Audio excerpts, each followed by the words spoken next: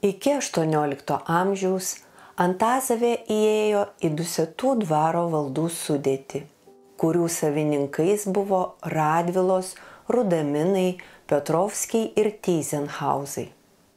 1686 metais Tyzenhauzai Dusetų dvarą su Antazavės palivarku pardavė Jonui Andriui Pliateriui ir jo žmonai Liudvikai Marijai Pliaterienei. 1729 metais Antazavės palivarkas jau kaip atskira valda atiteko Aleksandrui Konstantinui Pliateriui. Manytina, jog jis ir buvo Antazavės rezidencinio dvaro įkūrėjas. Nuo 1783 metų dvaras priklausė Liudvikui Pliateriui ir jo žmonai Kunigundai Valavičienei Pliaterienei. Ji 1790 metais pasirašė sutartį su architektu Antanu Naglovskiu, kuris per 4 metus įsipareigojo pastatyti dabartinius mūrinius dvaro rūmus, 2 oficinas, bažnyčią, kleboniją, špitolę, užeigos namus ir miestelį.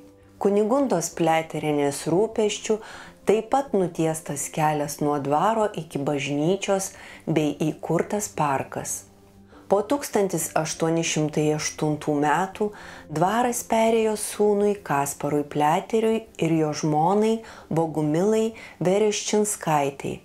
Jos rūpesčių 1838–39 metais pastatyti iki šių dienų išlikęs svirnas, tvartas ir klojimas. 1840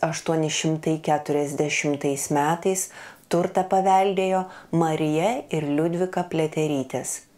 1853 metais Antazavės dvaras perėjo Liudvikai Pliaterytei ir jos vyrui Pranciškui Ledochovskiui, o 1896 dvaras atiteko dukrai Bogumilai Elžbietai Ropienei.